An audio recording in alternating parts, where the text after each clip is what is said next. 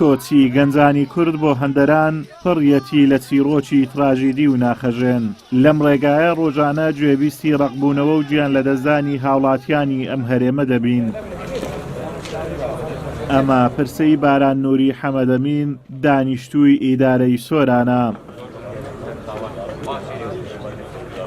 باران تەمەنی 24 ساڵ بوو. لەو سەرەتای تەمەنی لاویەتیەدا دنیایەک هیوا و ئاواتی بۆ گیان هەبوو. ئەو دەیویست بە دەستگیرانەکەی بگات، بەڵام ڕێگای هەندەران و ژێر ئاوکەوتنی یەختەکەیان نەیهێشت خەونەکانی بێنەدی.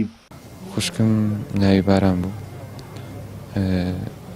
تەمەنیشی 24 ساڵ بوو، تەمەنێکی گەنج و ئەوکار ڕۆژنەکەی ئەو بوو کە دەستگیرانەکەی لە بەرتانیا بوو، ویستی پێی بگات و ئاواتی ئەو بوو کە بگاتە لای دەستگیرانەکەی و بە یەکەوە سەقامگیریان دڵخۆش بژین.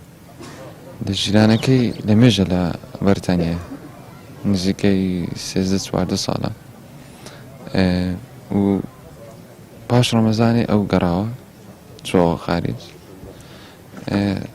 بە ئەوەی ئیشوکاریە کرد لەوێندەر. دواتر هەوڵماندا ئەویش بگەین نەکنێوی بەس محلەسەب لە فەڕەنسا لە کەنداوی ئینگلیز ئەو چوبەکەیان غەرق بوو گیانی سپارد. باران نووری تازە دەستگیراندار بووە بۆ گەیشتن بە دەستگیرانەکەی لە بەریتانیا و دانانی ماڵ و حاڵ لەوێ سەفەر دەکات. تا فەڕەنسا بە ڕێگای فەرمیدا دەڕوات، بەڵام بەهۆی پێنەدانی ڤیزا لە فەڕەنسا ڕێگای ئاو هەڵدەبژێرن و بەهۆی ژێر ئاوکەوتنی یەختەکەیان لە نۆکەندی فەڕەنسا بەریتانیا لەگەڵ 31 کۆچبەری دیکە ژێر ئاو دەکەون و 27 کەسیان گیان لەدەست دەدەن. باران لە کوردستان بە شێوەیەکی فەرمی سەفەری دەروی وڵاتی کرد، ڤیزای شنگرمان بۆ وەرگرت. هۆکارەکەشی ئەوە بوو کە دەستگیرانەکەی لە بەریتانیا ئەژی خۆی بچی لەوێ ماڵ و حاڵی خۆیان پێک بێنن. هەوڵماندا لێرە بتوانین کە ڤیزایی بۆ وەربگرین، بەس نەمانتوانی. ئەوە بوو سەفەری کرد لە ڕێگای ئیتالیاوە، خۆی گەیاندە فەڕەنسا و لەوێش بەتەمام بە شێوەی فەرمی بینێرین، بەسەوە هۆکارەکەەوە بوو ڕێگای ئاوی هەڵبژارد و قەدەری خوای وا بوو وەفاتی کرد.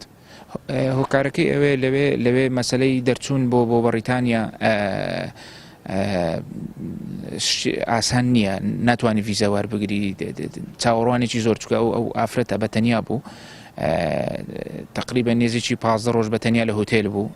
قورسە ئافرەت یەکەم جار سەفەر بکە و لەوێ بمینێتەوە و مێردەکەشی بۆ هۆکاری ئەوەی کە بەریتانیا ئێستا جودا بوویتەوە لە یەکێتی ئەوروپا، نەیتوانی سەفەر بکە بۆ وێندەرە، ڤیزیان پێ نەدا و قەدەری خوای وا بوو کە نەیتوانی ئەو بچتە وێندەرە ئەو ڕێگای هەڵبژاروی زووتر بگات بێ. نادادی دەسەڵاتی هەرێمی کوردستان لە بەڕێوەبردننی هاوڵاتیان وای کردووە هەر ڕۆژەی پۆلێک لە گەنجان و لاوانی ئەم هەرێمە کۆچ بکەن بۆ شوێنێک کە نیشتیمانی خۆیان نییە و ڕێگای هات و نەهات بگرنەبەر. دوجاریش بەشێکیان ناگەنە مەنزڵ و هەر یەکەیان بە جۆرێک کۆتایی بە خەون و ئاواتەکانی ئەم دنیایەیان دێنن. ئازادۆمەراوەی کەناڵی ئاسمانی پەیام، سۆران.